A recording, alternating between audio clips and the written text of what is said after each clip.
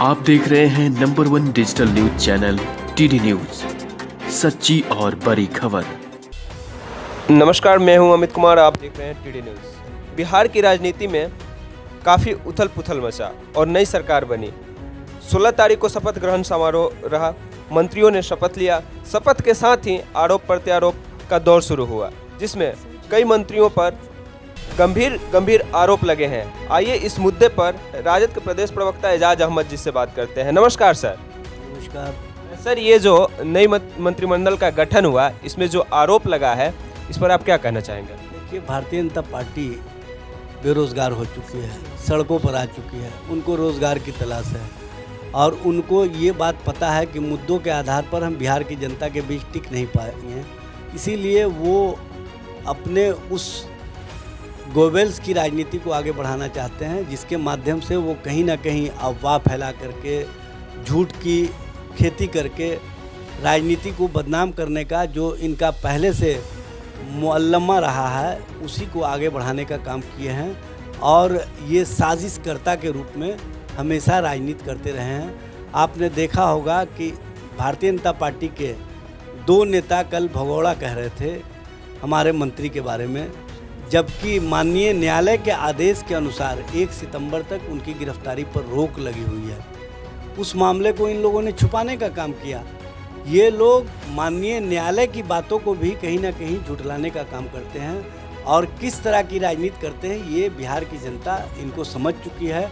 और जब से हम लोगों ने A to Z की बात की है और A to Z में सारे लोगों का समर्थन मिलने लगा है, बोछा चुनाव के बाद ये ज़्यादा बौखलाहट में है और उसी बौखलाहट का परिणाम है कि ये कहीं ना कहीं जो हमारे मजबूत आधार के लोग हैं उनको तरह तरह से प्रचारित करने का काम कर रहे हैं और बदनाम करने का षड्यंत्र रच रहे हैं। लेकिन ये चाहे जितना भी कार्य कर ले, बिहार की जनता अब इनकी बातों पर विश्वास करने वाली नहीं है। जो ये कहते हैं कि 5 वर्षों से वो भगोड़ा थे, उनको ये स्पष्ट रूप से बताना चाहिए था कि उन्होंने विधान परिषद के चुनाव में नॉमिनेशन किया, सर्टिफिकेट प्राप्त किया माननीय डीएम से और शपथ लिया माननीय सभापति के समक्ष।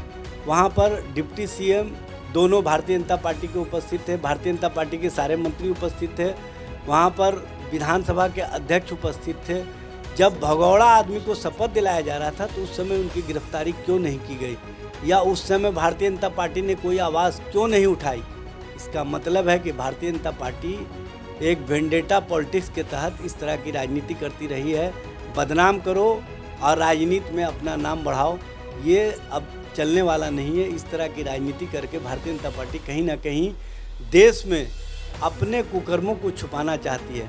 भारतीय जनता पार्टी के नेता क्यों नहीं सवाल करते हैं टेनी मिश्रा के मुद्दे पर, जो लखीमपुर खीरी किसानों को कुचलने के मामले में आरोप पत्र दाखिल हो गया है, उनको अभी जेल की सलाखों में होना चाहिए था। जब तक सर्वोच्च न्यायालय का आदेश नहीं आएगा वो मंत्री पद से इस्तीफा नहीं देंगे। क्यों नहीं असम के मुख्यमंत्री हेमंत बिस्वा शर्मा जो पाइप घोटाले में लिप्त हैं उनके बारे में कहती है? क्यों नहीं जो येदियुरप्पा को मुख्यमंत्री पद से इस्तीफा लेने का काम भारतीय जनता पार्टी ने किया था, उसे भारतीय जनता पार्टी संसदीय बोर्ड में रखने का काम किया? ये शुचिता की राजनीति है या राजनीति को बदनाम करने का एक नया तरीका है भारतीय जनता पार्टी का, ये बताने का काम करे।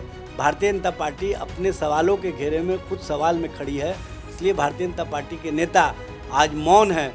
जब उनके एक मंत्री जो बिहार में पहले उद्योग मंत्री रहा करते थे, उन पर माननीय दिल्ली न्यायालय के द्वारा बलात्कार के मामले की जांच करने और रिपोर्ट समर्पित करने की बात कही है, तब से भारतीय जनता पार्टी के नेता खामोश है। अपने मामले पर खामोश हो जाते हैं और दूसरे के मामले को उछल करके कहने का काम करते हैं। 2 तरह की राजनीति और दोहरी राजनीति भारतीय जनता पार्टी की रही है। इनका चाल चरित्र और चेहरा की राजनीति स्पष्ट रूप से देश की जनता ने देख लिया है, बिहार की जनता ने देख लिया। इसीलिए कोई लोग इनके बातों पर विश्वास नहीं करते हैं, जिस कारण ये बौखलाहट में अनर्गल प्रलाप कर रहे हैं। धन्यवाद। तो जैसा कि आपने देखा, इनका कहना है कि लोग अपने अंदर नहीं देखते और दूसरे पर आरोप लगा रहे हैं।